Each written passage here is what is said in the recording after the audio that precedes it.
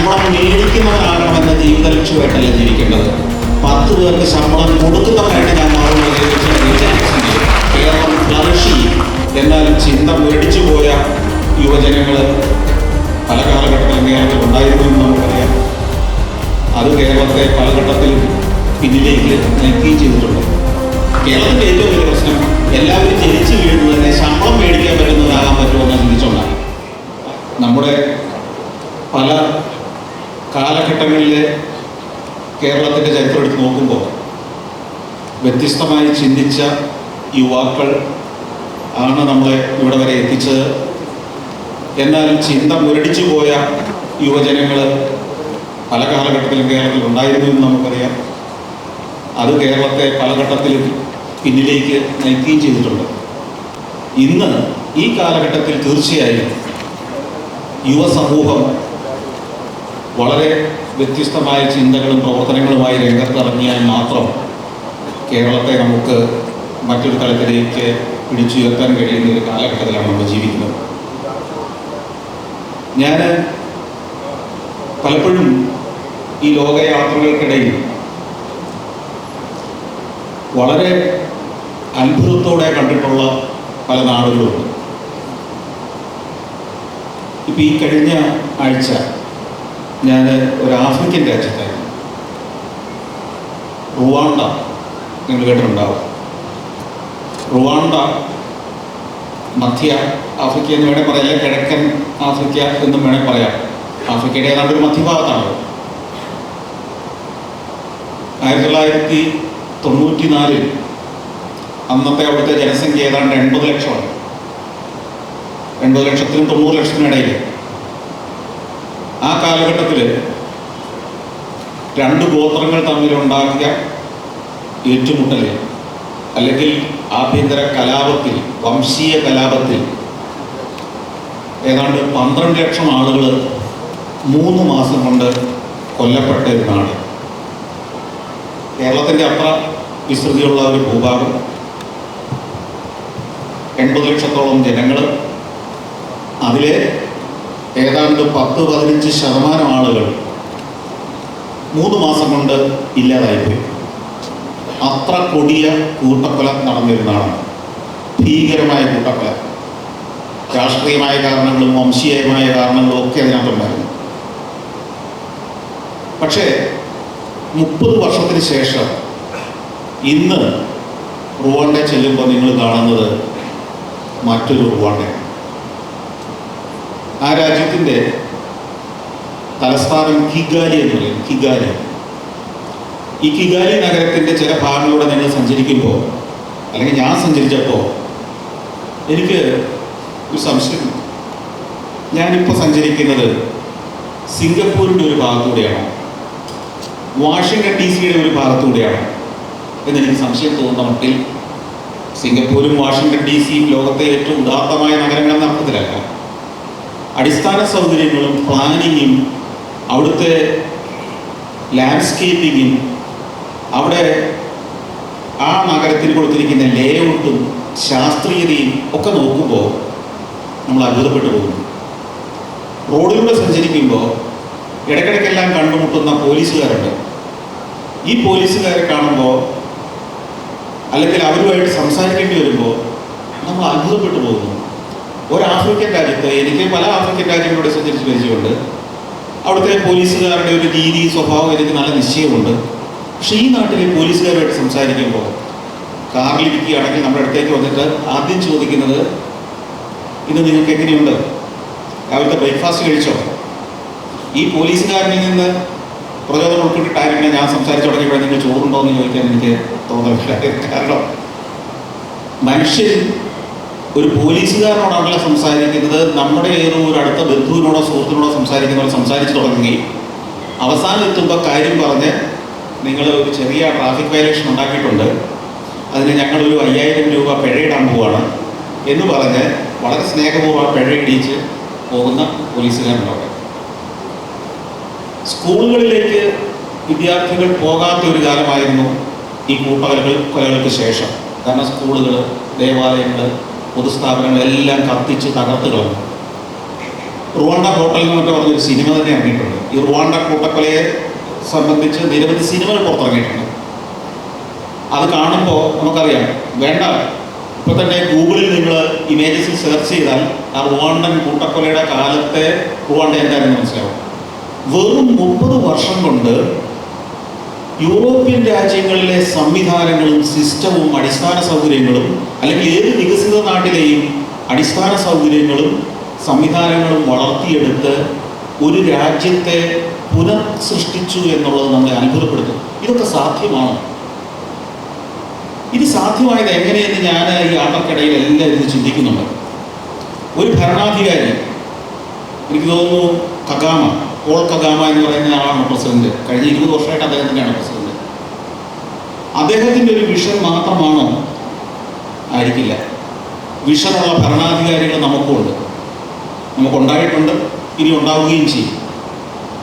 പക്ഷേ എവിടെയാണ് ഒരു നല്ല ആശയം ഒരു രാഷ്ട്രത്തിൽ, ഒരു നാട്ടിൽ വിജയകരമായി നടപ്പാവുകയും ആ രാജ്യം പുരോഗതിയിലേക്ക് വളരുകയും ചെയ്യുന്നതെന്ന് ചോദിച്ചാൽ, അത് ആ നല്ല ആശയത്തെ അത് ആത്മാർത്ഥമായിട്ടും സത്യസന്ധമായിട്ടാണ് അവതരിപ്പിക്കുന്നതെങ്കിൽ അതിനെ നെഞ്ചേറ്റുന്ന ഒരു സമൂഹം ഉള്ളപ്പോഴാണ്, ഒരു പൊതുസമൂഹം അതിന് തയ്യാറാവുമ്പോഴാണ്. മാറ്റങ്ങൾ പൊതുസമൂഹത്തിൽ നിന്നുകൂടി ആവശ്യങ്ങളായി രൂപപ്പെട്ടു വരുമ്പോൾ നാട് മാറും. കൂട്ടക്കൊലയിൽ, കൂട്ടക്കുരുതിയിൽ, വംശഹത്യയിൽ എല്ലാം നഷ്ടപ്പെട്ട് തകർന്ന് തരിപ്പണമായ ഒരു രാജ്യത്തിന് മുന്നിൽ ഒരു പ്രതീക്ഷയുടെ നാളം കണ്ടപ്പോൾ ആ ജനം പൂർണ്ണ മനസ്സോടെ ആ മാറ്റങ്ങളെ സ്വീകരിക്കാൻ തയ്യാറായതാണ് ഈ കഴിഞ്ഞ 20 വർഷം കൊണ്ട് ഇന്ന് ആഫ്രിക്കൻ രാജ്യങ്ങളിലെ ഏറ്റവും മികച്ച ഭരണ സംവിധാനമെന്നും ഏറ്റവും മികച്ച അടിസ്ഥാന സൗകര്യങ്ങളുള്ള രാജ്യമെന്നും ഏറ്റവും കൂടുതൽ വളർച്ച നേടുന്ന നാടെന്നും പ്രകൃതിയെ ഏറ്റവും അധികം സംരക്ഷിച്ചുകൊണ്ട് ഒരു സസ്റ്റൈനബിൾ ഡെവലപ്മെൻറ്റ് നടത്തുന്ന രാജ്യമെന്നും ഒക്കെയുള്ള വിശേഷം കിട്ടുന്നത്. നിങ്ങൾ ഇന്ന് വൈകിട്ട് പോയിട്ട് ഈ റുവാണ്ടയെക്കുറിച്ചൊന്നും പഠിക്കുന്നതല്ല. അവരുടെ സർവ്വ മേഖലയും അവരുടെ ടൂറിസത്തിൻ്റെ ഏറ്റവും പ്രധാനപ്പെട്ട ഒരു കണ്ടന്റ് മൗണ്ടൻ ഗൊറില്ലകൾ ആ നാട്ടിലുണ്ടെന്നുള്ളതാണ്. അവിടെയാണ് പ്രധാനമായിട്ട് ഈ മൗണ്ടൻ ഗൊറില്ലകൾ. തൊട്ടടുത്തുള്ള ടാൻസാനിയയിലും ഉഗാണ്ടയിലും ഒക്കെ മറ്റ് ജീവജാലങ്ങൾ അല്ലെങ്കിൽ വന്യമൃഗങ്ങൾ ധാരാളമുള്ളപ്പോൾ ഇവർക്ക് പ്രധാനമായിട്ടുള്ളത് ഈ മൗണ്ടൻ ഗൊറില്ലകളാണ്. അപ്പോൾ ലോകത്തിൻ്റെ നാനാഭാഗത്തു നിന്ന് ടൂറിസ്റ്റുകൾ എത്തുന്നുണ്ട് ഈ മൗണ്ടൻ ഗൊറില്ലകളെ കാണാൻ. അത് എത്ര പേരെ വേണമെങ്കിലും അവർക്ക് സ്വീകരിക്കാൻ പറ്റും, ഒരു രാഷ്ട്രം തീരുമാനിച്ചാൽ മതി. പക്ഷെ അവരുണ്ടാക്കിയിരിക്കുന്ന ഒരു നിയമമുണ്ട്. ഈ മൗണ്ടൻ ഗൊറില്ലകളുള്ള പ്രദേശത്തേക്ക്, അല്ലെങ്കിൽ ഒരു മൗണ്ടൻ ഗൊറില്ലയുടെ ഒരു ഫാമിലിയെ കാണാൻ ഒരു ദിവസം നിശ്ചിത എണ്ണം ആളുകളെ മാത്രമേ വരൂ. ഈ മൗണ്ടൻ ഗൊറില്ലകൾ എവിടെയൊക്കെ ഉണ്ട് എന്നുള്ളത് ഒരു സ്ക്രീനിൽ നമുക്ക് അവരുടെ ബേസ് സ്റ്റേഷൻ ചെന്ന് കഴിയുമ്പോൾ കാണാം. റഡാർ സംവിധാനങ്ങളുണ്ട്, അത് സ്കാൻ ചെയ്യുന്ന സംവിധാനങ്ങളുണ്ട്. അവരുടെ മൂവ്മെൻറ്റ് കൃത്യമായി ട്രേസ് ചെയ്തുകൊണ്ടിരിക്കുക. ഈ ഓരോ മൗണ്ടൻ ഗൊറില്ല ഫാമിലിക്കും പ്രൊട്ടക്ഷൻ നൽകാൻ വേണ്ടി ആംഡ് ആയിട്ടുള്ള റേഞ്ചർമാരെ നിയോഗിച്ചിരിക്കുകയാണ് രാജ്യത്ത്, ആ വനപ്രദേശങ്ങളിലൂടെ. നമുക്ക് ബേസ് സ്റ്റേഷനിൽ പോയി നിന്നിട്ട് കിലോമീറ്ററുകൾ വനത്തിലൂടെ നടന്ന് ഇവരുടെ സാന്നിധ്യത്തിൽ നടന്നെങ്കിൽ മാത്രം അവിടെ എത്താൻ കഴിയും. എന്നാൽ അവർക്ക് ബിസിനസ്സും അറിയാം. മൗണ്ടൻ ഗൊറില്ലയെ കാണാൻ ഒരാൾക്ക് കയറിപ്പോകണമെന്നുള്ള പാസ് ഏതാണ്ട് $1200 എന്ന് വെച്ചാൽ നിങ്ങൾക്ക് മൗണ്ടൻ ഗൊറില്ലയെ കാണണമെങ്കിൽ 1,00,000 ചില്ലാനം രൂപ മുടക്കണം അവിടെ ചെന്നിട്ട്. 8-10 പേരെ ഒരു ദിവസം അനുവദിക്കുകയുള്ളൂ. നമ്മൾ 1800 പേരെ കയറ്റിവിടുകയും $8 ചാർജ് ചെയ്യുകയും ചെയ്യുന്ന സംവിധാനത്തിലൂടെ ടൂറിസത്തെ ലിബറലാക്കുന്ന ഒരു ലോകമാണ് കണ്ടുകൊണ്ടിരിക്കുന്നതെങ്കിൽ ഇവിടെ നേരെ തിരിച്ചാണ് അത് ചെയ്യുന്നത്. അപ്പോൾ പുതിയ ആശയങ്ങൾ, സിസ്റ്റമാറ്റിക്കായ ഡെവലപ്മെൻറ്റ്, ഇതെല്ലാം റുവാണ്ടക്കാരുടെ, സാധാരണ പൗരന്മാരുടെ, ശാസ്ത്രജ്ഞന്മാരുടെ ബുദ്ധിയിൽ നിന്നുണ്ടായതല്ല. ഞാൻ ചോദിച്ചു, ഈ കിഗാലി പോലുള്ള പട്ടണങ്ങളെയൊക്കെ ഇത്തരത്തിൽ ഡിസൈൻ ചെയ്യാൻ, രൂപീകരിക്കാൻ അത്ര പ്രാപ്തി ഈ രാജ്യത്തിനുള്ളതാണോ? അപ്പോൾ അവിടെ എൻ്റെ ഒരു സുഹൃത്ത് അവിടെ വർഷങ്ങളായിട്ട് പ്രവർത്തിക്കുന്നവരാണ് എൻ്റെ അടുത്ത് പറഞ്ഞു, ഈ ടൗൺ പ്ലാനിങ്ങിലും ഡിസൈനിങ്ങിലും എല്ലാം ഇവർ ആശ്രയിക്കുന്നത് ഇൻ്റർനാഷണൽ ഏജൻസികൾ. ഒരു സിംഗപ്പൂർ ഏജൻസിയാണ് ടൗൺ പ്ലാനിങ്ങിൻ്റെ ചുമതല. അവിടുത്തെ വില്ലേജ് ഓഫീസുകൾ അല്ലെങ്കിൽ പ്രാദേശിക സർക്കാരിൻ്റെ ആസ്ഥാനം ഉൾപ്പെടെയുള്ള കെട്ടിടങ്ങൾ എങ്ങനെയായിരിക്കണമെന്ന് ഡിസൈൻ ചെയ്ത് ഒരു കെട്ടിടം ഇവർ ലോകത്തിലെ ഏറ്റവും മികച്ച ഡിസൈൻ ഫേമിനെ കൊണ്ട് ചെയ്യിക്കും. എന്നിട്ട് എല്ലാ ഗ്രാമത്തിലേക്കും ഇതിൻ്റെ കോപ്പി ആൻഡ് പേസ്റ്റ് ചെയ്യും. എല്ലാത്തിനും ആ രാജ്യത്ത് ഒരു ഒരു രൂപമായിരിക്കും. പോലീസ് സ്റ്റേഷൻ്റെ ഷേപ്പ് എങ്ങനെയായിരിക്കണമെന്ന് തീരുമാനിച്ചിട്ടുണ്ട്. അപ്പോൾ അവിടുത്തെ നെൽകൃഷി ഈ കലാപത്തിന് ശേഷം നിലച്ചു പോയിരുന്നു. അതിനെ നവീകരിച്ചെടുത്തത് ഒരു ഇന്ത്യക്കാരനാണ്, ഒരു തമിഴ്നാട്ടുകാരനായിരുന്നു അതിൻ്റെ ചുമതലക്കാരൻ. നെൽകൃഷി ഇന്ന് സഹകരണ സംഘങ്ങളായി, കോപ്പറേറ്റീവ്സായി കൃഷിയെ വളർത്തുന്നതിന് വേണ്ടി രൂപപ്പെടുത്തിയിരിക്കുന്ന ഈ ഓരോ കോപ്പറേറ്റീവിൻ്റെയും തലപ്പത്തിരിക്കുന്നത് മിക്കവാറും ഒരു സ്ത്രീയായിരിക്കും. അവരുടെ അഡ്വൈസറായിട്ടോ ആ കോപ്പറേറ്റീവ് സൊസൈറ്റിയുടെ പ്രസിഡൻ്റായിട്ടോ ഇരിക്കുന്നത് ഒരു സ്ത്രീയാണ്. കാരണം ഈ പണം കൈകാര്യം ചെയ്യുന്നത് സ്ത്രീകളാണ്. അവിടെ പുരുഷന്മാരുടെ കയ്യിലേക്ക് പണം ചെന്ന് കഴിഞ്ഞാൽ ചിലപ്പോൾ അത് ദുർവ്യയം ചെയ്യപ്പെടുന്ന ചിന്തയിലായിരിക്കാം. ഓരോ മേഖലയിലും ഇത്തരത്തിൽ വളരെ സിസ്റ്റമാറ്റിക്കായി വളരെ ആസൂത്രിതമായി വളർന്നുകൊണ്ടിരിക്കുന്നു. അപ്പോൾ ഞാൻ റുവാണ്ട പോലൊരു നാട്ടിൽ നടക്കുന്ന മാറ്റങ്ങൾ നമ്മുടെ ചെറുപ്പക്കാരുടെ ചിന്തകളിലേക്ക് കേരളത്തിൽ വരികയും അത് നടപ്പാക്കാനുള്ള ഒരു ശ്രമം നടത്തുകയും ചെയ്താൽ കേരളത്തിൽ വലിയ മാറ്റങ്ങൾ ഉണ്ടാക്കാൻ കഴിയും. നമ്മളുടെ ചെറുപ്പക്കാരെ നമുക്കറിയാം, ഇവിടെ വലിയ പ്രതീക്ഷയില്ല എന്ന ചിന്തയിൽ, ഈ നാട്ടിൽ നിന്നിട്ട് വലിയ കാര്യമില്ല എന്നുള്ള ചിന്തയിൽ അന്യരാജ്യങ്ങളിലേക്ക് മൈഗ്രേറ്റ് ചെയ്യുന്നൊരു കാലമാണ്. ആ ചിന്തയ്ക്ക് ഒരു മാറ്റം വരുത്താൻ ചെറുപ്പക്കാരുടെ ഒരു മുന്നേറ്റം തന്നെ ആവശ്യമായി വന്നിരിക്കുകയാണ്. ഞാൻ കുറച്ചു മുമ്പ് തിങ്ക് കേരള ടീമുമായിട്ട് സംസാരിക്കുമ്പോൾ ഇതിനെ എങ്ങനെ ഗവൺമെൻറ് ഏജൻസികളിലേക്ക് അവരിലൂടെ ഇംപ്ലിമെൻ്റ് ചെയ്യാൻ കഴിയും, അവരുടെ അനുമതികൾ വാങ്ങി ചെയ്യാൻ കഴിയുമെന്നൊക്കെ ചർച്ച ചെയ്യുന്ന ഘട്ടത്തിലാണ് എന്ന് സൂചിപ്പിച്ച് എൻ്റെ അടുത്ത്. ഞാൻ ഇതിനെ കാണുന്നത് മറ്റൊരു രീതിയിൽ തന്നെയാണ്. നമ്മൾ എന്തിനാണ് ഈ പറഞ്ഞ ഗവൺമെൻറ് ഏജൻസികളുടെ ഒക്കെ സൗകര്യത്തിന് വേണ്ടി കാത്തു നിൽക്കുന്നത്? നല്ല കാര്യം ചെയ്യാൻ ഏത് ഗവൺമെൻറ്റെങ്കിലും നമുക്ക് തടസ്സം നിൽക്കുമെന്ന് എനിക്ക് തോന്നുന്നില്ല. ചെറുപ്പക്കാരുടെ മുന്നേറ്റം, ചെറുപ്പക്കാരുടെ ഇത്തരം വ്യത്യസ്ത മേഖലകളിലുള്ള കോപ്പറേറ്റീവുകൾ, വ്യത്യസ്തമായി ഇതിനെ നടപ്പാക്കാൻ കഴിയുന്ന ആളുകളുടെ ടീമുകൾ രൂപപ്പെടുത്തി ഓരോ മേഖലയിലും നമുക്ക് പ്രവർത്തനം ആരംഭിക്കാവുന്നതല്ലേ ഉള്ളൂ.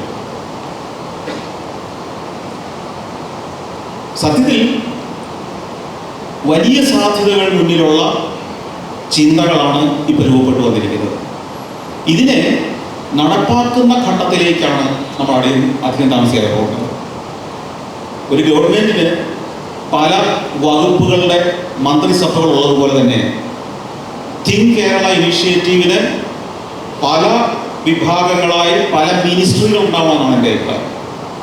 എന്നിട്ട് ആ മിനിസ്ട്രികൾ ഓരോ മേഖലയിലും പ്രവർത്തനം ആരംഭിക്കണം. സമൂഹം കൂടെ നിൽക്കും. ഇന്ന് നമുക്കറിയാം, ചെറുപ്പക്കാർ തന്നെ ഓരോ യുവാവും ഓരോ യുവതിയും ഒരു മാധ്യമ സ്ഥാപനം തന്നെയാണ്.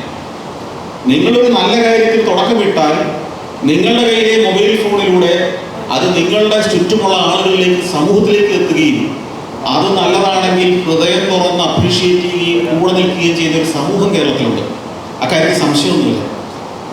അപ്പോൾ നമുക്ക് പരമ്പരാഗതമായ ചിന്തകൾ, നമ്മൾ ഏത് പുതിയ ആശയം കൊണ്ടുവന്നാലും ഇതെല്ലാം സർക്കാർ അനുമതികളോടുകൂടി അല്ലെങ്കിൽ സർക്കാർ പണത്തോടുകൂടി അല്ലെങ്കിൽ ബജറ്റിൻ്റെ ഭാഗമായി പണം അനുവദിക്കപ്പെട്ട് മാത്രമേ നടപ്പാകൂ എന്നുള്ള ചിന്ത മാറ്റണം. നമുക്ക് ചെയ്യാൻ പറ്റുന്ന നിരവധി കാര്യങ്ങൾ ഈ കേരളത്തിലുണ്ട്. അതിനെക്കുറിച്ച് തീർച്ചയായിട്ടും ഗഹനമായ ചർച്ചകളും ചിന്തകളും രൂപപ്പെടുന്നുണ്ട്. അപ്പോൾ തിങ്ക് കേരള എന്ന ഈ ഒരു ചെറിയ സമൂഹം, ഒരു വർഷം മുമ്പ് അല്ലെ 1.5 വർഷം മുമ്പ് 10-30 പേരിൽ നിന്ന് ആരംഭിച്ച ഈ ഒരു സംഘം അടുത്ത 2-3 വർഷം കൊണ്ട് കേരളത്തിലെ ചിന്താശേഷിയുള്ള എല്ലാ ചെറുപ്പക്കാരുടെയും ഒരു പ്ലാറ്റ്ഫോമായിട്ട് വളരണം. അങ്ങനെ വളരുമ്പോൾ എല്ലാവരും എല്ലാ കാര്യത്തിലും അഭിപ്രായം പറയുന്ന ആളുകളല്ലാതെ ഈ ആളുകളെ നേരത്തെ പറഞ്ഞതുപോലെ തന്നെ 10-30 വിഭാഗങ്ങളായിട്ട് തിരിക്കണം. ഓരോ മേഖലയിലെയും വൈദഗ്ധ്യമുള്ള ആളുകളെ ചേർത്ത് ഒരു ഗവൺമെൻറ്റിൻ്റെ വിവിധ മിനിസ്ട്രികൾ പോലെ തിങ്ക് കേരളയുടെ വിവിധ മിനിസ്ട്രികൾ ഉണ്ടാവണം. പ്രകൃതി സംരക്ഷണത്തിൻ്റെ മിനിസ്ട്രി, സൗന്ദര്യവൽക്കരണത്തിൻ്റെ മിനിസ്ട്രി, ശുചിത്വത്തിൻ്റെ ministry, future energy resources develop ചെയ്യുന്നതിൻ്റെ മിനിസ്ട്രി.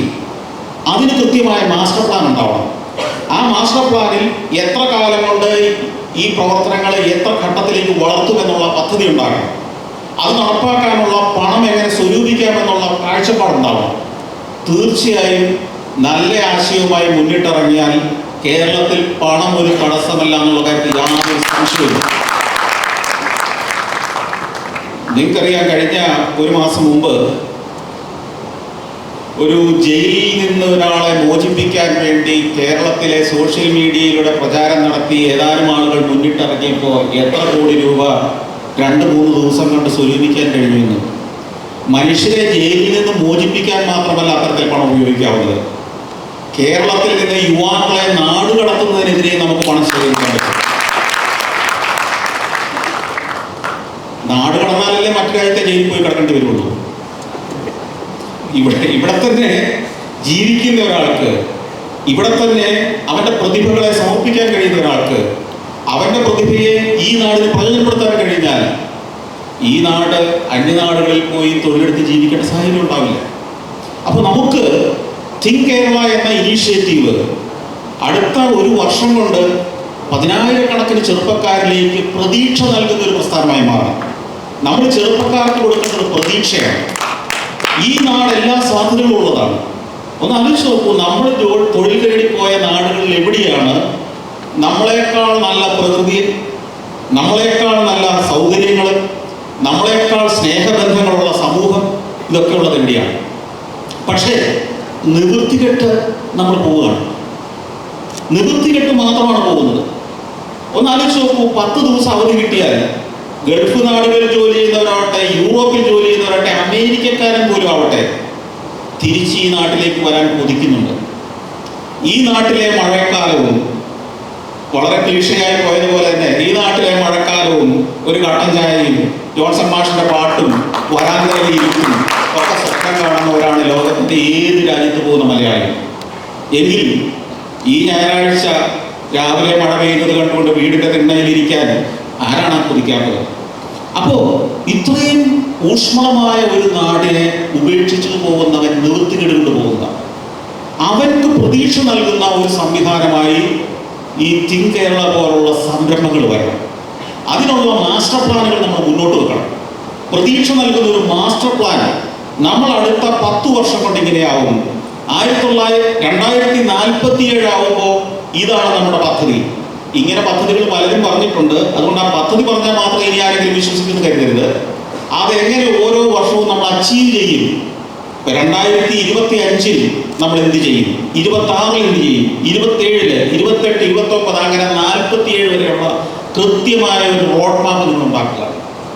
അതുണ്ടാക്കി ഒരു 20 അല്ലെങ്കിൽ 30 വ്യത്യസ്ത മേഖലകളായിട്ട് തിരിക്കുക. ഓരോ മേഖലയിൽ എന്തായിരിക്കാം നമ്മൾ 47 ലക്ഷ്യം.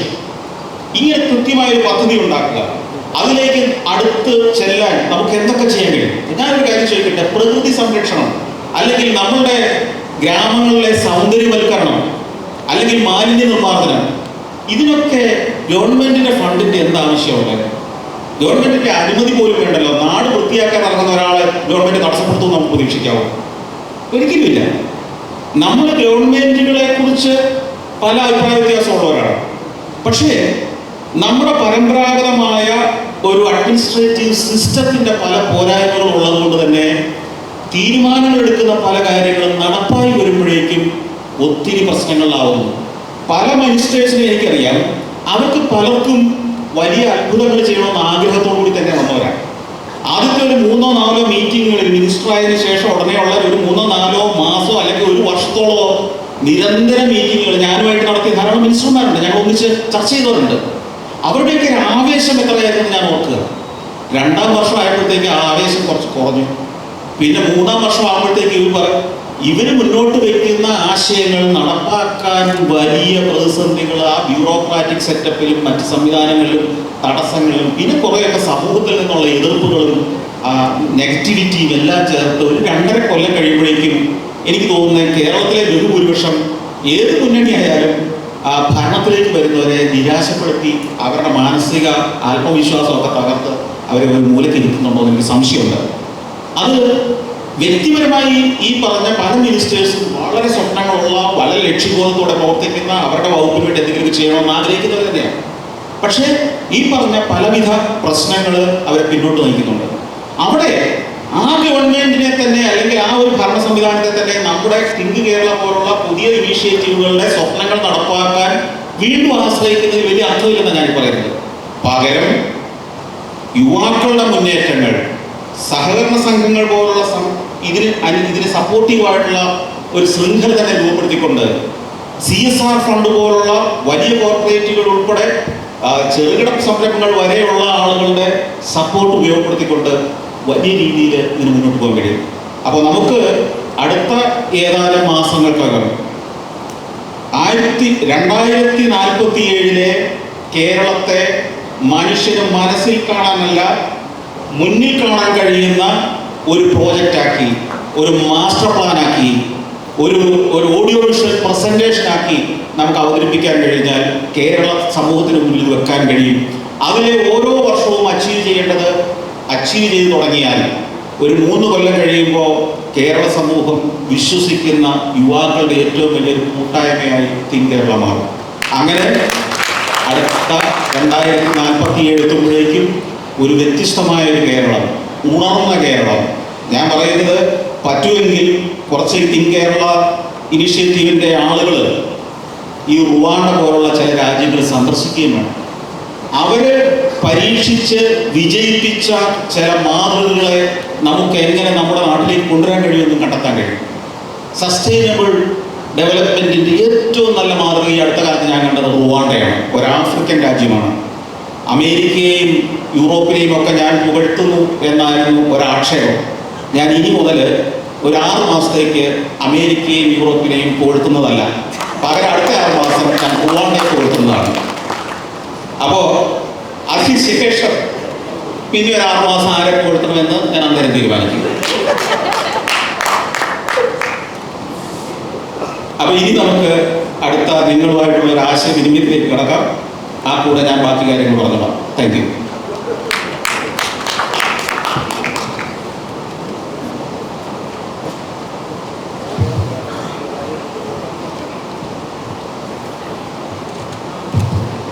നമസ്കാരം സാർ, ഞാൻ ആദർശ് വയനാട്ടിൽ നിന്നാണ് വരുന്നത്. സാറിൻ്റെ വലിയൊരു ഫാനാണ്. അപ്പോൾ ഒരാവശ്യത്തിന് വേണ്ടി കുറച്ചുനാൾ ദുബായിലേക്ക് പോയിട്ടുണ്ടായിരുന്നു. പോയ ആവശ്യത്തിൽ നടന്നില്ല. അപ്പോൾ അതിനുശേഷമാണ് ജോലി കഴിഞ്ഞ സമയം സാറ് പറഞ്ഞ പോലെ ബുർജ് ഖലീഫ നോക്കിയൊരു സ്വപ്നം കണ്ടു. അങ്ങനെ ഡൗൺ ടൗണിൽ ഇരുന്നാണ് കൊടുത്ത സമയം പോവാറ് ഫ്രീ ടൈമിൽ. അങ്ങനെ ദുബായിൽ നിന്ന് ജോലി രാജിവെച്ചിട്ട് നാട്ടിലേക്ക് തന്നെ വന്നു. അപ്പോൾ നാട്ടിൽ സ്വന്തമായിട്ട് ഇപ്പോൾ സാർ പറഞ്ഞ ഏറ്റവും വലിയ ഇൻട്രസ്റ്റ് എനിക്ക് പറഞ്ഞ ടൂറിസം തന്നെയാണ്. കാരണം ദുബായിൽ ചെന്ന് അവിടെ പഠിച്ചപ്പോൾ മനസ്സിലായത് ഈ ടൂറിസത്തിൻ്റെ പൊട്ടൻഷ്യൽ നമ്മൾ വിചാരിക്കുന്നതിന് അപ്പുറമാണ്. അങ്ങനെ ടൂറിസം ഫീൽഡിലേക്ക് ഞാൻ വരാൻ തീരുമാനിച്ചു. അങ്ങനെ നാട്ടിലേക്ക് വന്നു. പക്ഷെ വന്ന സമയത്ത് തന്നെ സ്റ്റാർട്ട് ചെയ്യാൻ പറ്റിയില്ല. എന്നിരുന്നാലും ഞാൻ നിലവിൽ ഒരു ഫ്ലൈ വയനാട് എന്ന് പറഞ്ഞിട്ട് ഒരു ടൂർ കമ്പനി സ്റ്റാർട്ട് ചെയ്തിട്ടുണ്ട്. പിന്നെ എനിക്കിപ്പോൾ നേരിട്ടൊരു പ്രധാന പ്രശ്നം പറയാം. ഇപ്പോൾ സാർ പറഞ്ഞാൽ മുഹമ്മദ് റിയാസ് പോകുന്ന സമയത്ത് പറഞ്ഞിരുന്നു ഞാൻ എക്സ്പ്ലോർഡ് ആയിട്ടുള്ള കുറേ ടൂറിസ്റ്റ് സ്പോട്ടുകൾ സ്റ്റാർട്ട് ചെയ്തിട്ടുണ്ട്. പക്ഷെ നിലവിലെ വയനാടിൻ്റെ അവസ്ഥ എന്ന് പറഞ്ഞാൽ ഒരു വെന്റിലേറ്ററിൽ നടക്കുന്ന ഒരു പേഷ്യനെ പോലെയാണ്. ഓൾറെഡി വയനാട്ടിൽ നമ്മളെല്ലാവരും അറിയുന്നതാണ് എക്കോ ടൂറിസം കേന്ദ്രങ്ങൾ ഒരുപാടുണ്ട്. പക്ഷെ ഇപ്പോൾ ഒരു 4 months ആയിട്ട് എല്ലാം ക്ലോസ്ഡ് ആണ്. അപ്പോൾ ടൂറിസത്തിന് നമ്മൾ ഡെവലപ്പ് ചെയ്യാന്ന് പറയുന്നു. ഇപ്പോൾ നിലവിൽ ഞാനിപ്പോൾ ഒരു ഏജൻസി സ്റ്റാർട്ട് ചെയ്തിട്ട് തന്നെ 4 മാസത്തോളമായി ടൂറിസം സെന്റേഴ്സ് ക്ലോസ്ഡ് ആണ്. മെജോറിറ്റി എക്കോ ടൂറിസം സെന്ററുകൾ അത് നമുക്ക് ഡെവലപ്പ് ചെയ്യാൻ പറ്റുന്നില്ല. പിന്നെ സാറിൻ്റെ ഒരു ആഗ്രഹം ഞാൻ കേട്ടിട്ടുണ്ട്. അതായത് ഒരു ഗ്രാമം, അതായത് കേരളത്തിലെ ഒരു ഗ്രാമം ഏറ്റെടുത്ത് ഒരു ടൂറിസം കൊണ്ട് എന്ത് ചെയ്യാൻ പറ്റുമെന്ന് ആ ഒരു ഗ്രാമത്തിലൊന്ന് കാണിച്ചു കൊടുത്താൽ ബാക്കിയുള്ളവർക്ക് മനസ്സിലാവുന്നു. ഇതുവരെ അതിൻ്റെ ഡെവലപ്മെൻ്റ് എന്താണെന്ന് അറിയത്തില്ല. സാറിന് പറ്റുവാണെങ്കിൽ ഞാൻ സുൽത്താൻ ബത്തേരിക്കാരനുമാണ്. അപ്പോൾ നമുക്ക് ഡെഡിക്കേറ്റഡ് വർക്ക് ചെയ്യാൻ ഞാൻ തയ്യാറാണ്. അപ്പോൾ നമ്മുടെ സുൽത്താൻ ബത്തേരി ഗ്രാമത്തിനെ ഒന്ന് മാറ്റിയെടുക്കാൻ പറ്റുമോ എന്ന് ഒരു ക്വസ്റ്റ്യൻ ആയിട്ട് ചോദിക്കുകയാണ്. പിന്നെ സാർ പറയാനുള്ളത്, ഇവിടെ പ്രോഗ്രാം തുടങ്ങി ഫസ്റ്റ് ചോദിച്ചൊരു ക്വസ്റ്റ്യൻ ഉണ്ടായിരുന്നു. അത് ആ ഫസ്റ്റ് ടൈം ആയിട്ടാണ് ക്വസ്റ്റ്യൻ ചോദിച്ചത്, ജസ്റ്റിസിനോട് ചോദിച്ചിട്ടുണ്ടായിരുന്നത്. അതായത് ഈ നമ്മുടെ കേരളത്തിൽ ഈ സ്ത്രീകൾക്ക് നേരിടുന്ന അതിക്രമങ്ങൾക്കൊരു നോർമലായിട്ട് പറഞ്ഞാൽ പുള്ളിക്കാരി ഉദ്ദേശിച്ചത് ഒരു വേശ്യാലയം എന്ന രീതിയിൽ തുടങ്ങിയിട്ടുണ്ടെങ്കിൽ, ലീഗലായിട്ട് തുടങ്ങിയിട്ടുണ്ടെങ്കിൽ ഈ സ്ത്രീകൾക്കെതിരെയുള്ള ആക്രമണങ്ങൾ കുറയില്ലേ എന്നാണ്.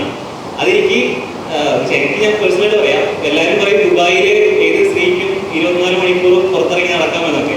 അതിനൊരു കാരണം എനിക്ക് തോന്നിയിട്ടുള്ളത് ലോകത്തിലെ ഏറ്റവും വലിയൊരു വേശ്യാലയം തന്നെയാണ് ദുബായ്. കാരണം വെച്ചാൽ അങ്ങനെ ഒരു ആവശ്യമായിട്ട് വരുമ്പോൾ അത് ലീഗലായിട്ട് തന്നെ ചെയ്യാനുള്ള അവസരങ്ങൾ അവിടെ കിട്ടുന്നുണ്ട്. പക്ഷെ അതവർ പുറത്ത് പറയുന്നില്ല എന്ന് മാത്രം. അതുകൊണ്ടാണ് സ്ത്രീകൾക്കെതിരെ വലിയ ആക്രമണങ്ങളും കാര്യങ്ങളൊന്നും ഇല്ലാത്ത അപ്പൊ ഈ ടൂറിസത്തിനെ എങ്ങനെ ഡെവലപ്പ് ചെയ്യാൻ പറ്റും, അത് ഇപ്പോൾ നല്ലൊരു പൊട്ടൻഷ്യൽ ഉണ്ട്. അപ്പൊ അതിൽ എന്താണ് ഞങ്ങൾ ചെയ്യേണ്ടത്? അപ്പൊ എന്തായാലും ഗവൺമെന്റിന്റെ ഇനിഷ്യേറ്റീവ് എടുത്തിട്ട് അത് മുന്നോട്ട് പോകുന്ന എനിക്ക് തോന്നുന്നില്ല. ഒരു കൂട്ടായ്മയായിട്ട് ഇപ്പോൾ തിങ്ക് കേരളമുണ്ട്. അപ്പൊ സാറിന്റെ ആയിട്ട് മെന്ററായിട്ട് എന്ത് സപ്പോർട്ട് സാർ ഞങ്ങൾക്ക് തരാൻ പറ്റുന്നതാണ് ചോദിക്കുന്നത്. ഈ വേശ്യാലയത്തിനുള്ള സപ്പോർട്ടാണ്.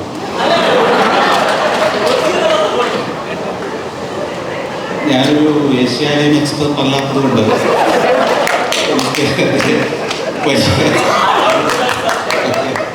വൈദഗ്ധ്യമുള്ള ഉത്തരം പറയാൻ പറ്റുമെന്ന് തോന്നുന്നില്ല. പിന്നെ ദുബായ് ഒരു വലിയ വേശ്യാലയമാണെന്ന് എനിക്ക് തോന്നിയിട്ടില്ല. അങ്ങ് എക്സ്പീരിയൻസ് ചെയ്തിടത്തോളം ഞാൻ എക്സ്പീരിയൻസ് ചെയ്യാത്തതുകൊണ്ടാണ്. എനിക്കധികം സമയം അവിടെ സ്പെൻഡ് ചെയ്യാൻ സമയം കിട്ടിയിട്ടില്ല. അതാണ് ഞാൻ പോകുന്നു, 2 ദിവസം എനിക്കത് തിരിച്ചു പോരുന്നു. ഇനി വിശദമായിട്ടൊന്ന് ഞാൻ കറങ്ങുന്നതാണ്. ആദ്യ ഭാഗം വളരെ പ്രധാനപ്പെട്ട കാര്യം. കാരണം കേരളത്തിൽ നമുക്ക് ഒത്തിരി സാധ്യതകളുണ്ട്. ഒത്തിരി സാധ്യതകൾ എന്ന് പറഞ്ഞാൽ ഞാൻ പറഞ്ഞല്ലോ, ഏത് തരത്തിലുള്ള ടൂറിസം വളർച്ചയ്ക്കുള്ള സാധ്യതയുണ്ട്. നിങ്ങൾ പറഞ്ഞത് വളരെ ശരിയാണ്. കാരണം ഒരു ഗ്രാമം എടുത്താൽ ഒരു ടൂറിസം ഡെസ്റ്റിനേഷൻ, നമ്മുടെ ഏത് ഗ്രാമം. കാരണം എന്താ, ടൂറിസം എന്ന് പറഞ്ഞാൽ എന്താണ് ടൂറിസം?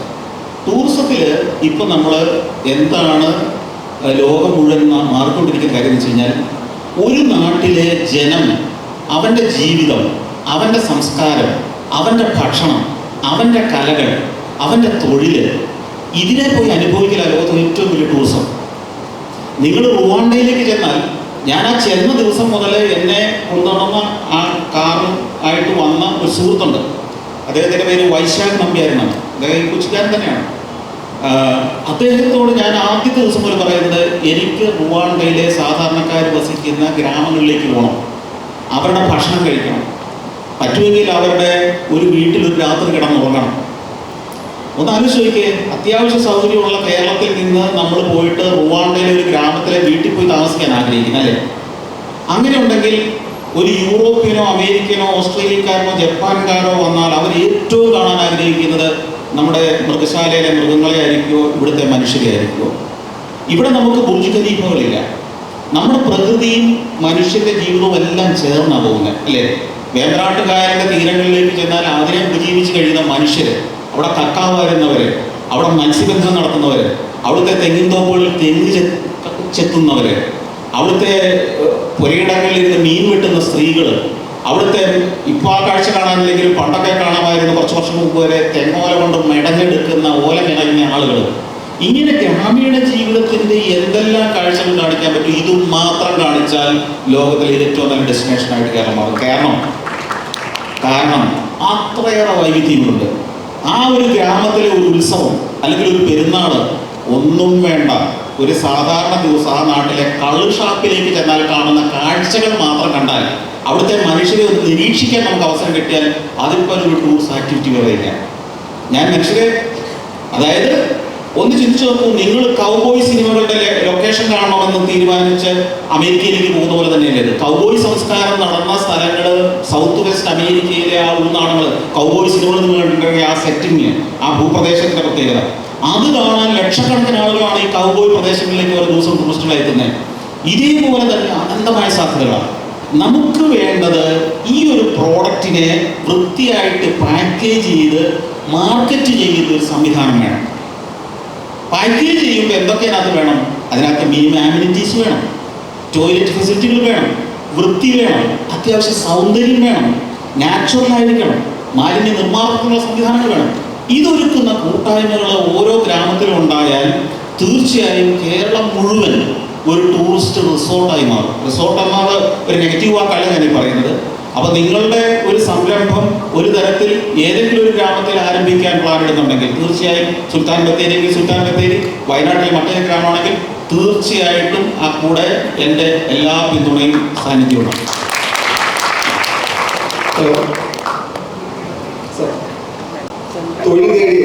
തൊഴിൽ തേടി വിദേശത്തേക്ക് എന്തുകൊണ്ട് യുവാക്കൾ പുറത്തേക്ക് പോകുന്നു? ഇവിടെ ശമ്പളം കുറവായതുകൊണ്ടാണല്ലോ ഭൂരിഭാഗം യുവാക്കൾ പുറത്തേക്ക് പോകുന്നത്.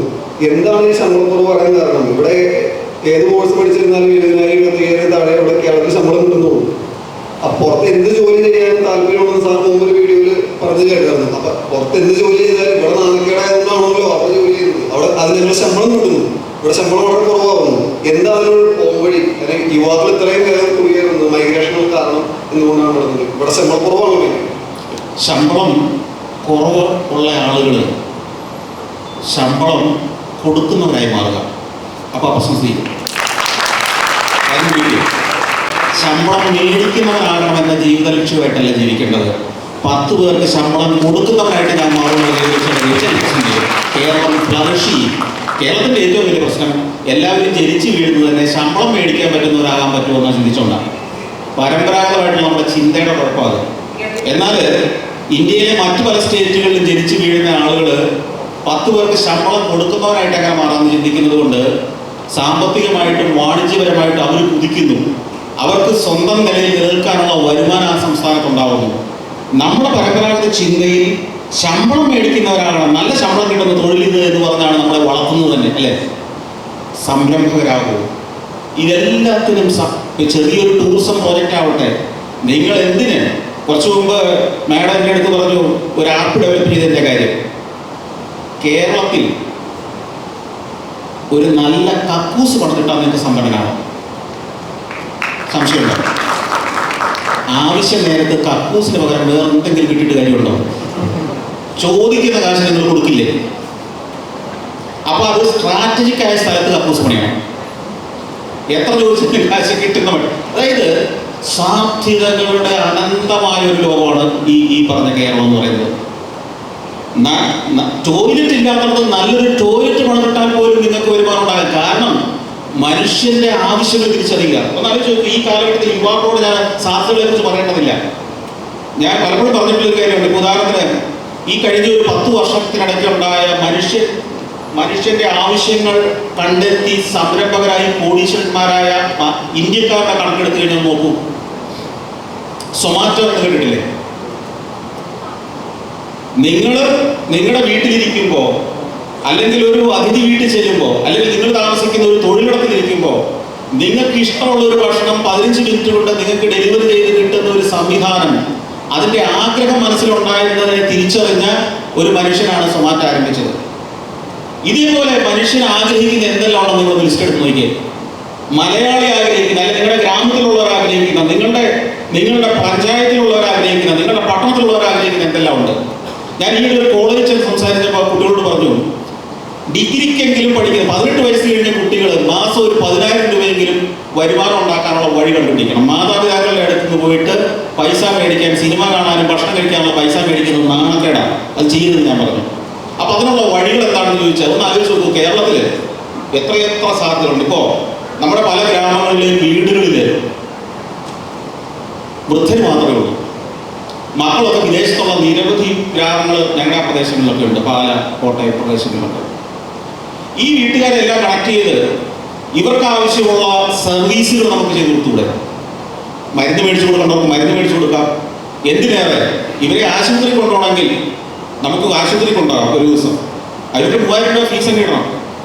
മക്കൾ വിദേശത്തുള്ള മാതാപിതാക്കളെ ഹോസ്റ്റലിൽ കൊണ്ടുപോയി അവരെടുത്തുകൊണ്ട് പോകണമല്ല, നടക്കുന്ന പ്രായമാണ്, നടക്കാൻ പറ്റുന്ന ആളുകളാണ്. ഞാൻ പറഞ്ഞത് മനുഷ്യന്റെ ആവശ്യങ്ങൾ എന്തൊക്കെയാണെന്ന് തിരിച്ചറിയുന്നിടത്താണ് ബിസിനസ് വിജയിക്കുന്നത്. മനുഷ്യന് ആവശ്യമില്ലാത്ത 1000 ബിസിനസ് നമ്മൾ തുടങ്ങിയിട്ട് കൂട്ടിപ്പോകും. പകരം യഥാർത്ഥത്തിൽ കേരളീയർ ആഗ്രഹിക്കുന്ന എന്തൊക്കെയെന്നൊരു ഗവേഷണം നടത്തും. തിങ്ക് കേരള തന്നെ അതിനുള്ളൊരു ലിസ്റ്റ് ഉണ്ടാക്കൂ, അതിനുള്ളൊരു പ്രോജക്റ്റ് ഉണ്ടാക്കൂ. എന്നിട്ട് ഈ മെമ്പേഴ്സിന് തന്നെ അതിൽ സംരംഭങ്ങൾ ആരംഭിക്കാനുള്ള വഴി തുറന്നു കൊടുക്കൂ. സാധ്യതകളുണ്ട്. അപ്പം നമ്മൾ ശമ്പളത്തിൻ്റെ കാര്യം ഇനി വിടരുത്. കാരണം കേരളത്തിൽ ശമ്പളം കുറയുന്നത് ഇവിടുത്തെ സാഹചര്യങ്ങളിലാണ്. ഞാനൊരു കാര്യം ചോദിക്കട്ടെ. എൻ്റെ സ്ഥാപനത്തിൽ ഒരു വ്യക്തി വളരെ സുപ്രധാനമായ ഒരു പോസ്റ്റിലിരിക്കുന്നു. അയാൾ ആ സ്ഥാപനത്തിലെ ആ ഡിവിഷന്റെ ചുമതലകൾ ഏറ്റവും വിശ്വസ്തയോടെയും ഏറ്റവും ഭംഗിയായും എൻ്റെ അസാന്നിധ്യം പോലും ഭംഗിയായിട്ട് പ്രവർത്തിക്കുന്നു. ഒരു ദിവസം അയാൾ എൻ്റെ അടുത്ത് വന്ന് പറയുകയാണ്, ഞാൻ ഈ സ്ഥാപനം ഇടാൻ തീരുമാനിച്ചിരിക്കുന്നു, എൻ്റെ പ്രതിഫലം കുറവാണ് എന്ന് പറഞ്ഞാൽ എന്തായിരിക്കും ഞാൻ ചെയ്യുക? ഞാൻ അയാളോട് ചോദിക്കും, നിനക്ക് എത്രയാണ് പ്രതിഫലം വേണ്ടത്? അവൻ ആഗ്രഹിക്കുന്ന പ്രതിഫലം കൊടുത്ത് ഞാൻ നിർത്തും എൻ്റെ കൂടെ. കേരളത്തിലെ നല്ല ലോകത്തിലെ ഏത് സംരംഭകനും ചെയ്യുന്നതാണ്. അവിടെ 2 വഴിയേ ഉള്ളൂ. ഒന്നുകിൽ നിങ്ങൾ ശമ്പളം കൊടുക്കാൻ കഴിയുന്ന ഒരാളായി മാറുക. അതല്ലെങ്കിൽ എന്തു വില കൊടുത്തും നിങ്ങളെ ഒരു സ്ഥാപനത്തിൽ പിടിച്ചു നിർത്താൻ കഴിയുന്ന സ്കിൽ ആർജിക്കുക, വൈദഗ്ധ്യം ആർജിക്കുന്നവരായി മാറുക. ഈ രണ്ടു വഴിയേ ഉള്ളൂ. ഒത്തിരി പിടിച്ച് ശമ്പളം മേടിക്കുന്ന കാലമൊക്കെ കഴിഞ്ഞുപോയി. അതാണ് പ്രശ്നം. സാർ നമസ്കാരം. ഞാൻ മലപ്പുറം ജില്ലയിലെ ഏറ്റവും പ്രകൃതി രമണീയമായ ഒരു സ്ഥലമാണ് മിനിയൂട്ടി എന്ന് പറയുന്നത്. ഇന്ന് ഒരുപാട് ആളുകൾ ഏതാ സ്ഥലം? മിനിയൂട്ടി, ഊരകമല, പാണക്കാട് ഊരകം. ആ മലക്കൊരു പ്രത്യേകതയുണ്ട്. ചെരുപ്പടി മല ഒക്കെ ആ ഒരു മലയിൽ തന്നെയാണ് സ്ഥിതി ചെയ്യുന്നത്. നല്ല ഭംഗിയുള്ള ഒരു സ്ഥലമാണ്. പക്ഷേ ആ ഭംഗിയെ കാത്തു സൂക്ഷിക്കാൻ നമുക്ക് എങ്ങനെ സാധിക്കുമെന്നുള്ളതാണ്. ആ മലയിൽ നിന്നാണ് ആലപ്പുഴ വരേക്കുമുള്ള സ്ഥലങ്ങളിലേക്ക് കരിങ്കല്ലുകൾ മാറ്റി കൊണ്ടുപോകുന്നത്. ഇന്ന് ആ ഊരകമല കണ്ടു കഴിഞ്ഞാൽ, ഞാൻ 5 വർഷക്കാലത്തോളം അതിൻ്റെ അടുത്തുള്ള കാരാത്തോട് എന്ന പ്രദേശത്ത് ഞാൻ താമസിച്ച ഒരാളാണ്. അന്ന് തുടക്കത്തിൽ കണ്ടിരുന്ന മല പിന്നെ മെലിഞ്ഞു വരുന്നതാണ് നമ്മൾക്ക് അനുഭവപ്പെട്ടത്. ഇതിന് എതിരെയായിക്കൊണ്ട് SSF എന്ന് പറയുന്ന ഒരു പ്രസ്ഥാനത്തിൻ്റെ സാഹിത്യോത്സവവുമായി സംബന്ധിച്ച് ഒരു വീഡിയോ മേക്കിംഗ് മത്സരം ഉണ്ടായിരുന്നു. ആ സന്ദർഭത്തിൽ ഞങ്ങൾ ഈ ഒരു ദുരവസ്ഥ ഷൂട്ട് ചെയ്യാൻ വേണ്ടിയിട്ടാണ് പോയത്. ആ പോയ സന്ദർഭത്തിൽ ഞങ്ങൾ അവിടെ അടുത്തുള്ള പ്രദേശത്തുള്ള ജനങ്ങളോട് ഞങ്ങൾ ഇതിനെക്കുറിച്ച് കാര്യങ്ങൾ ആരാഞ്ഞപ്പോൾ അവർ പറഞ്ഞത്, ഞങ്ങൾക്കൊരു കമ എന്ന അക്ഷരം ഇവിടെ മിണ്ടാൻ പറ്റില്ല. അത് മിണ്ടിക്കഴിഞ്ഞാൽ ഞങ്ങളുടെ വീട്ടിൽ അധികൃതർ വരും. പോരാത്തതിന് ആ വീട്ടിലുള്ള ആ ചുറ്റുപാടുള്ള ഓരോരാളുകളും ഈ കോറിയുമായിട്ടുള്ള ജോലിയിൽ ബന്ധപ്പെട്ടവരാണ്. അപ്പോൾ എൻ്റെ ചോദ്യം ഇതാണ്, ഈ പ്രകൃതിയുടെ ഭംഗി കാത്തു സൂക്ഷിക്കുന്നതോടൊപ്പം എങ്ങനെയാണ് ഈ കരിങ്കല്ല് കൊണ്ടാണല്ലോ നിങ്ങൾ പറഞ്ഞ കക്കൂസ് പോലെയുള്ള ചെറിയ സാധനങ്ങൾ വരെയും കൊണ്ട് നിർമ്മിക്കുന്നത്, എങ്ങനെയാണ് ഈ ഒരു പ്രകൃതിയെ നമ്മൾ സംരക്ഷിക്കുന്നതോടുകൂടെ വികസനം സാധ്യമാക്കുന്നത്? അതായത് സുസ്ഥിര വികസനം എങ്ങനെ നമുക്ക് ഇവിടെ ഉണ്ടാക്കിയെടുക്കാൻ സാധിക്കും? വളരെ പ്രസക്തമായ ചോദ്യമാണ്. ഈ വികസനം എന്ന് പറയുന്ന ഈ മാറ്റങ്ങൾ ഉണ്ടാകുന്നില്ലെങ്കിൽ നമുക്കറിയാം, ലോകത്തെ പ്രകൃതിക്ക് ഒരു കോട്ടവും ഉണ്ടാകുമായിരുന്നില്ല. നമ്മൾ ഒരു 5000 വർഷം മുമ്പ് ഉണ്ടായിരുന്ന പ്രകൃതിയല്ല ഇന്ന് എന്നതിൻ്റെ കാരണം തന്നെ എന്താ? മനുഷ്യൻ്റെ ആവശ്യങ്ങൾ കൂടി. ഈ ആവശ്യങ്ങൾക്ക് വേണ്ടി പ്രകൃതിയിൽ നിന്ന് വിഭവങ്ങൾ എടുക്കാൻ തുടങ്ങി, അല്ലെങ്കിൽ പ്രകൃതിയിൽ നിന്നെടുത്ത വിഭവങ്ങളെ രൂപാന്തരപ്പെടുത്തി നമ്മൾ ഉപയോഗിക്കാൻ തുടങ്ങി. പെട്രോളിയം പോലുള്ള കുഴിച്ചെടുത്ത് അതിനെ കത്തിക്കേണ്ട ആവശ്യം വരുന്നു. ഇതൊക്കെയാണ് പ്രകൃതിയെ നശിപ്പിക്കുന്നത്. അപ്പം അവിടെ നമുക്ക് ഉത്തരവാദിത്വമുണ്ട്. ഈ ചോദ്യം ചോദിക്കുന്ന ആൾക്ക് ഉത്തരം പറയുന്ന ആൾക്കും ഉത്തരവാദിത്വമുണ്ട്. പ്രകൃതിയെ ഏറ്റവും കുറച്ച് ചൂഷണം ചെയ്യുക എന്ന് ലോകത്തിലെ 800 കോടി ജനങ്ങൾ തീരുമാനിച്ചാൽ, ഞാൻ അല്ലെങ്കിൽ അടുത്ത ഒരു വർഷം ഞാൻ 20% കുറച്ച് പ്രകൃതിയെ ചൂഷണം ചെയ്യുന്ന സാധനം ഉപയോഗിക്കുമെന്ന് ഞാൻ തീരുമാനിച്ചാൽ, അതുപോലെ ഈ കേരളത്തിലെ 3.5 കോടി ജനങ്ങളും തീരുമാനിച്ചാൽ അത്രയും ക്വാണ്ടിറ്റി കുറയും. ആവശ്യത്തിലധികം നമ്മൾ കെട്ടിടം പണിയാതിരിക്കാൻ നമ്മൾ സ്വയം തീരുമാനിക്കണം, അല്ലെങ്കിൽ ഗവൺമെന്റുകൾ നിയമം കൊണ്ടുവരണം. 4 പേരുള്ള ഒരു കുടുംബത്തിൽ ഇത്ര സ്ക്വയർ ഫീറ്റ് കെട്ടിടമേ പാടുള്ളൂ. വ്യവസായശാലകൾ നമ്മൾ കേരളത്തിൽ വലിയ തോതിൽ ഉണ്ടാവുന്നില്ല, പക്ഷേ കൊമേഴ്ഷ്യൽ സ്ഥാപനങ്ങൾ ഉണ്ടാവുന്നുണ്ട്. അതിനെ നിലവിലുള്ളതിനെ എങ്ങനെ നമുക്ക് റിനോവേറ്റ് ചെയ്ത് ഉപയോഗിക്കാൻ കഴിയും, പുനരുപയോഗിക്കാൻ കഴിയും, അതിനെ തന്നെ അതിൻ്റെ തകർത്ത് കളയുന്ന ഭാഗങ്ങളെ നമുക്ക് എങ്ങനെ വീണ്ടും ഉപയോഗിക്കാൻ കഴിയും. ഇങ്ങനെ വ്യത്യസ്തമായ ചിന്തകളിലൂടെ അത് സാധ്യമാവുള്ളൂ. പിന്നെ രണ്ടാമത്, ഈ പഠനത്തിന് ശേഷം നമ്മുടെ പ്രകൃതിയെയും നമ്മുടെ പ്രകൃതി സൗന്ദര്യത്തെയും നമ്മുടെ കാലാവസ്ഥയും ഒക്കെ ഹനിക്കുന്ന മട്ടിലുള്ള ഖനന പ്രവർത്തനങ്ങൾക്ക് തടസ്സം ഇടേണ്ടത് തന്നെയുണ്ട്. ഗവൺമെന്റ് നിയന്ത്രണം കൊണ്ടുവരണം. എന്നാൽ ഇത് ബാധിക്കാത്ത സ്ഥലങ്ങളിൽ ഖനനം നടത്താനുള്ള സാധ്യതകൾ കണ്ടെത്തണം. കൂടുതൽ ആഴത്തിൽ, കൂടുതൽ വിസ്തൃതിയിൽ ആ പ്രദേശത്ത് നിന്ന് ഖനനം നടത്തി നമുക്ക് സാധനങ്ങൾ എടുക്കേണ്ടതുണ്ട്. കൂടാതെ ഇതിന് പകരമുള്ള മെറ്റീരിയൽ എന്തെങ്കിലും ഉണ്ടോ എന്ന് നമ്മൾ ചിന്തിക്കണം. കെട്ടിട നിർമ്മാണത്തിന് ഈ പറഞ്ഞ പരമ്പരാഗത രീതി വിട്ട് നമുക്ക് എന്തൊക്കെ ചെയ്യാൻ കഴിയും എന്ന് ചിന്തിക്കണം. അപ്പം അങ്ങനെ ഒരൊറ്റ ഉത്തരം കൊണ്ട് ഈ പ്രശ്നത്തിന് പരിഹാരം ഉണ്ടാവില്ല. പലവിധ രീതിയിലുള്ള പ്രവർത്തനത്തിലേക്ക് നമ്മൾ മാറേണ്ടി വരും. ഒറ്റ ഉത്തരം ഉണ്ടായിരുന്നെങ്കിൽ ലോകത്തിലെ ഏതെങ്കിലും ഒരു രാജ്യം അതുകൊണ്ട് അത് നടപ്പാക്കിയല്ലേ? അതില്ല. അപ്പം നമ്മളെല്ലാവരും ഇതിന് റെസ്പോൺസിബിളായ ആളുകളാണ്. അദ്ദേഹം പറഞ്ഞതുപോലെ വീട്ടിലൊരു കക്കൂസെങ്കിലും പണിതയാളും ഈ പ്രകൃതി ചൂഷണത്തിന്റെ ഒരു ഉപഭോക്താവാണ്. അയാളും അതിൻ്റെ ഒരു പ്രതിയാണ്. ഞാൻ എൻ്റെ വീട് പണിയുമ്പോൾ കല്ല് പൊട്ടിക്കുന്നതിന് ഒരു പ്രശ്നവും കാണില്ല.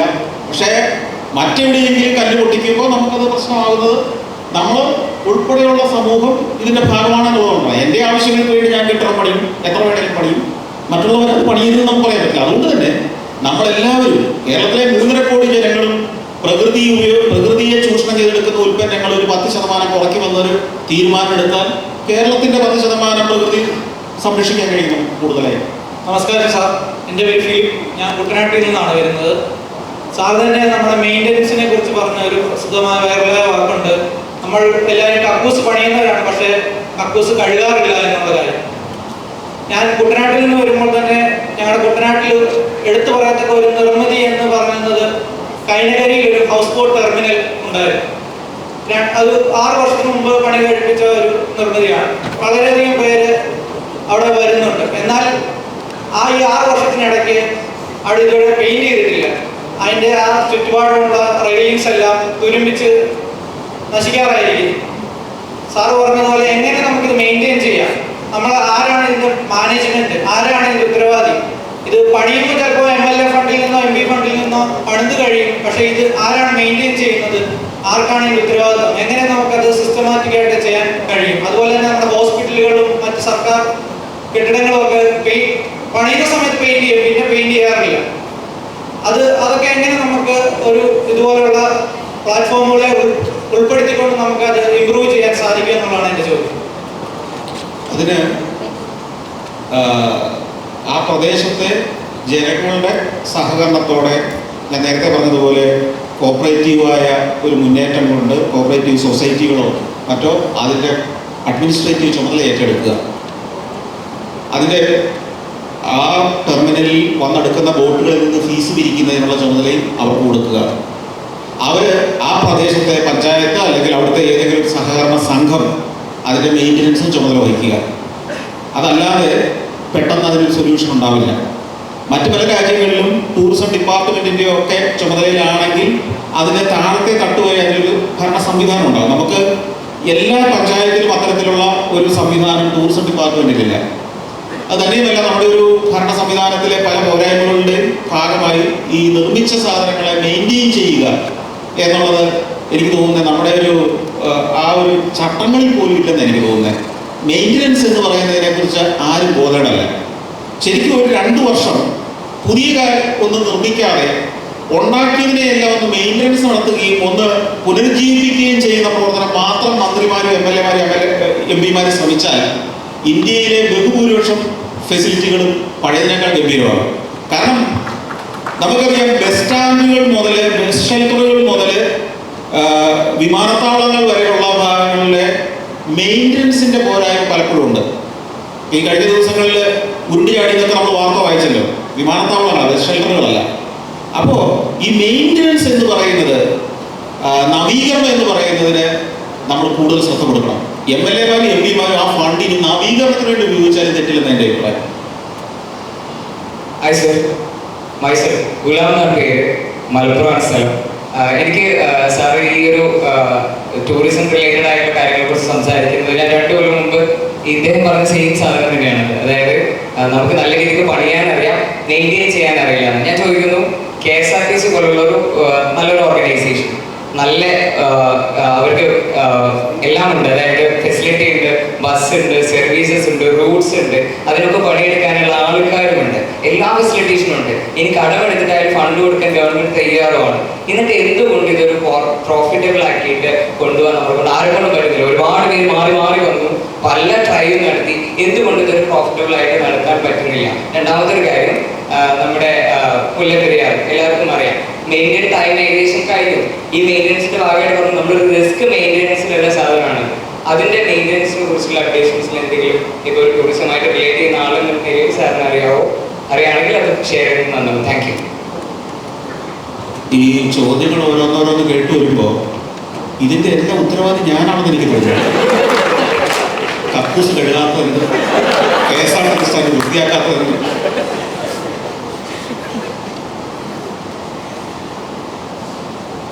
സോറി, ഞാൻ അല്ല.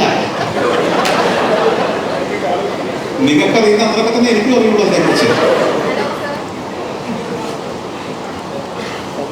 കേരളത്തിന്റെ മുഖ്യമന്ത്രിയോടോ ധനകാര്യമന്ത്രിയോടോ ഒക്കെ ചോദിക്കേണ്ട ചോദ്യമാണിത്. ഹലോ സർ, എൻ്റെ പേര് അഫ്ര. ഞാൻ മലപ്പുറം ജില്ലയാണ്. സൈക്കോളജിസ്റ്റ് ആയിട്ട് വർക്ക് ചെയ്യുന്നുണ്ട്. ഞാൻ ക്വസ്റ്റ്യൻ ചോദിക്കാനല്ല, ഞാൻ സാറിൻ്റെ ഒരു ഭയങ്കര ഫാനാണ്. സഫാരിയുടെ ഒരു അഡിക്ഷൻ എന്ന് പറയുമല്ലോ.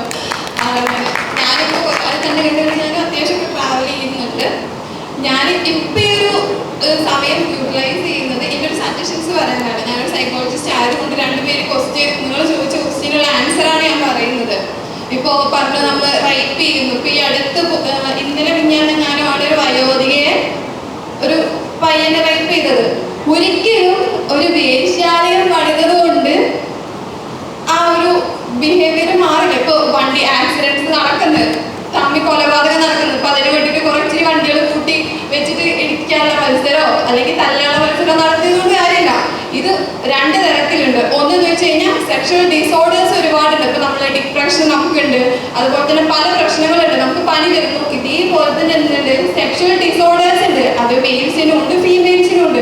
പലരും അത് എന്തുന്നില്ല ട്രീറ്റ് ചെയ്യുന്നില്ല. ഒന്നാമത് മെന്റൽ ഹെൽത്തിനെ കുറിച്ചുള്ള ഒത്തിരി സ്റ്റിഗ്മാസ് ഉണ്ട്. ക്വസ്റ്റ്യൻ ഇതിപ്പോ ഈ ഒരു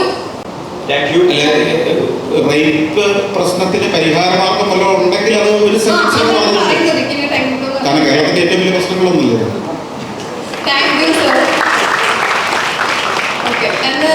ഇപ്പോ നമ്മൾ വീട്ടിൽ വളർത്തുന്ന ഒരു രീതിയുണ്ട്. ആൺകുട്ടികളാണെങ്കിൽ പെൺകുട്ടികളോട് മിണ്ടാൻ പാടില്ല, അവരെ അടുക്കുമ്പോൾ അത് അപ്പൊ എവിടെ നമ്മൾ സ്പേസ് കാണിക്കണമെന്ന് നമുക്കറിയില്ല.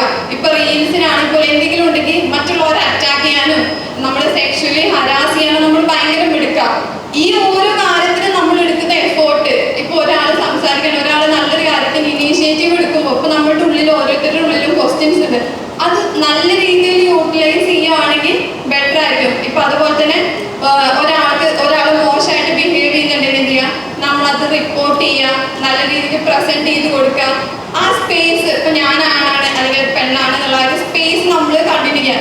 ഇനിയുള്ള തലമുറയിൽ നമ്മളാണിത് ഗോത്രൂ ചെയ്യുന്നത്. ഫസ്റ്റ് നമ്മൾ മാറണം. ഇപ്പൊ ഈ കൂട്ടത്തിൽ ഇരിക്കുന്നുണ്ടെങ്കിൽ പലരുടെ ഉള്ളിലുള്ള ഒരു പെണ്ണ് വേറൊരു രീതിയിൽ ഡ്രസ് ചെയ്ത് കഴിഞ്ഞാൽ ഓക്കെ, എന്ത് പെണ്ണ് ഡ്രസ് ചെയ്ത് കഴിഞ്ഞാൽ അവിടെ എന്തും ചെയ്യാന്നുള്ളത് അത് ലേഡീസിൽ അടക്കമുണ്ട്. ഇപ്പൊ ഞാനിപ്പോ ബസ്സിൽ പോകുമ്പോൾ ഓരോരുത്തർ നോക്കുന്നതാണ്. ഇപ്പൊ ലാസ്റ്റ് എന്ന് വെച്ച് കഴിഞ്ഞാൽ എൻ്റെ ഒരു ഫ്രണ്ട് ഭയങ്കര പുരോഗതിയൊക്കെ പറയേ റീൽസിലൊക്കെ, അത്യാവശ്യം ഫേമസ് ആണ്, ആളുടെ പേര് ഞാൻ പറയുന്നില്ല.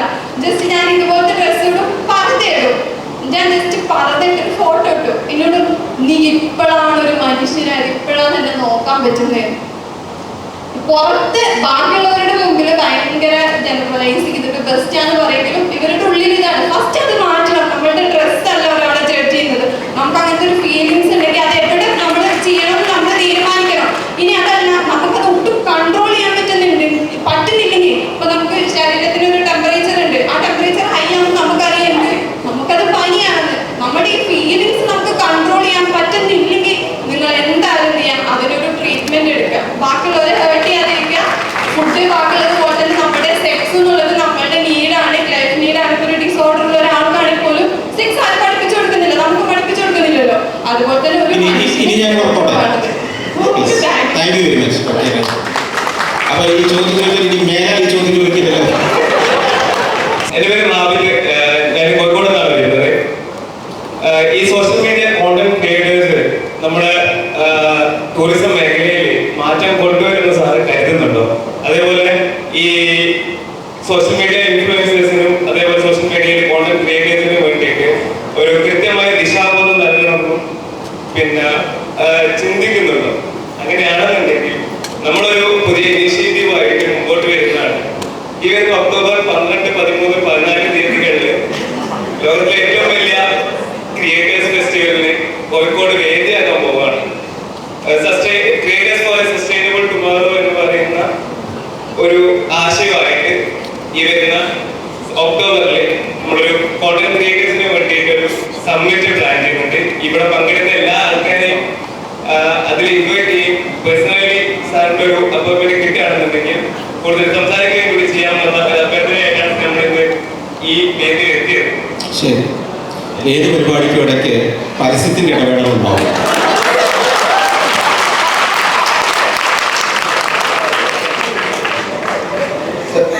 Thank you so much. ഇനി കുറെ ക്വസ്റ്റ്യൻസ് ഉണ്ടെന്ന് അറിയാം. ഡയറക്റ്റ് ഒന്ന് ചോദിക്കാനാണ് സാർ. കുറെ രാജ്യങ്ങളിൽ പോയിട്ടുണ്ട്. അപ്പോൾ ഞാനൊരു 6 വർഷം വൾഗറി ഫീൽഡ് വർക്ക് ചെയ്യുന്നതാണ്. എൻ്റെ പേര് ആദർശ്. സോ ജസ്റ്റ് സാറിന് തോട്ട് അറിയാൻ വേണ്ടിയാണ് നമ്മുടെ ഇന്ത്യയിൽ അല്ലെങ്കിൽ കേരളത്തിലെ വൾഗറി ഓപ്പർച്യൂണിറ്റീസും സാർ കണ്ടിട്ടുള്ള പുറത്തുള്ള രാജ്യങ്ങളിലുള്ള വൾഗറി കൾച്ചറും നമുക്ക് എന്തുകൊണ്ടാണ് രീതിയിൽ വളരെ കൾച്ചർ ഡെവലപ്പ് ആവാത്തത് എന്താണ് എനിക്ക് കിട്ടിയില്ല? എന്തോ സാർ വോയിസ് ക്ലിയർ ആണോ? വൾഗറി കൾച്ചർ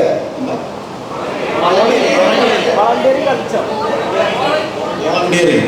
കേരളത്തിലെ വളണ്ടിയറിംഗ് കൾച്ചറും അതുപോലെ തന്നെ പുറത്തുള്ള രാജ്യങ്ങളിലെ വളണ്ടിയറിംഗ് കൾച്ചറും അബൌട്ട് സാറിന്റെ ഒരു തോട്ട് വിഷയം അറിയാൻ വേണ്ടിയിട്ടാണ്. നമുക്ക് വോളണ്ടിയറിങ്ങിന് അങ്ങനെ ഒരു പരമ്പരാഗതമായ ഒരു കൾച്ചറൊന്നും ഇല്ലെങ്കിലും ആവശ്യ നേരത്ത് നമ്മുടെ ആളുകൾ ധൈര്യപൂർവ്വം മുന്നിട്ടിറങ്ങി പ്രശ്നങ്ങളെ നേരിടാൻ സഹായിക്കുന്ന ചെറുപ്പക്കാരില്ലേ. നമ്മുടെ പ്രളയകാലത്ത് കോവിഡ് കാലത്തൊക്കെ നമ്മുടെ കേരള സമൂഹം അവിടുത്തെ ചെറുപ്പക്കാർ മുന്നിട്ടിറങ്ങുന്നതും സാമൂഹ്യ പ്രവർത്തനങ്ങളിലേക്ക് ഇറങ്ങുന്നതും ഒക്കെ നമ്മൾ കണ്ടിട്ടുണ്ട്. എന്നാൽ നമ്മുടെ വിദ്യാഭ്യാസത്തിന്റെ ഭാഗമായി നമ്മൾ എന്താണ് ഒരു സിവിക് സെൻസിന്റെ ഭാഗമായി അത്തരത്തിൽ പരിശീലനം കൊടുക്കുന്നില്ല എന്നുള്ള വാസ്തവം. പക്ഷെ ആവശ്യം വരുമ്പോൾ നമ്മൾ ഇറങ്ങും. നമ്മൾ ഏറ്റവും മികച്ച ജനസമൂഹങ്ങളിൽ ഒന്ന് തന്നെ, അതിനകത്തൊരു തർക്കമില്ല. ലാളിച്ച് വഷളാക്കി കളഞ്ഞോ ചിലപ്പം എന്ന് മാത്രം ഒരു സംശയമുള്ളൂ.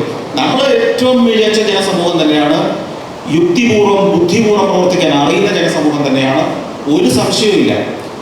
ഒന്ന് അല്പം കൂടി ആ സിവിക് സെൻസിലേക്ക്, സാമൂഹ്യ ബോധത്തിലേക്ക്, കുറച്ചുകൂടെ നിയന്ത്രണങ്ങളിലേക്ക്, അച്ചടക്കത്തിലേക്ക് നമ്മുടെ യുവതലമുറയെ അല്ലെങ്കിൽ വരാനിരിക്കുന്ന തലമുറയെ വളർത്തിയാൽ ലോകത്തിലെ ഏറ്റവും പ്രതിഭാശാലികളായി മാറുമെന്നുള്ള കാര്യത്തിൽ എനിക്കൊരു സംശയമില്ലാത്ത ജനസമൂഹമാണ്. അതുകൊണ്ടാണല്ലോ ഈ 145ാമത്തെ രാജ്യത്തും പോയിട്ട് ഞാൻ ധൈര്യമായിട്ട് തിരിച്ച് ഇങ്ങോട്ട് തന്നെ വരുന്നത്. ഇല്ലെങ്കിൽ അവിടെ എവിടെയും താമസിക്കുകയല്ലേ. എനിക്ക് ഈ നാടിലാണ് വിശ്വാസം, ഈ നാടിൽ തന്നെയാണ് പ്രതീക്ഷ. അതുകൊണ്ട് തന്നെ ഒരു സംശയവുമില്ലാതെ ഞാൻ പറയും, നമ്മുടെ നാട്, നമ്മുടെ ജനങ്ങൾ, നമ്മുടെ യുവസമൂഹം ഏറ്റവും മിടുക്കൽ തന്നെയാണ്. പക്ഷെ അവരെ ഈ പറഞ്ഞ പോലെ ഒന്ന് ട്രെയിൻ ചെയ്തെടുക്കേണ്ടതുണ്ട്, ഒന്ന് മോൾഡ് ചെയ്തെടുക്കേണ്ടതുണ്ട്.